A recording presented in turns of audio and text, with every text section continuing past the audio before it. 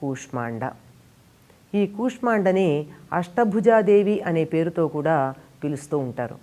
8 చేతులు కలిగి 8 చేతులలోనూ ఆయుధాలని ధనుస్సు, ఖడ్గము, విల్లు, చక్రము, గద, కమండలువు మొదలైన ఆయుధాలని కమండలువుని ధరించి 8వ చేతిలో జపమాల కూడా ధరించి ఉన్నటువంటి తల్లి అష్టభుజాదేవి.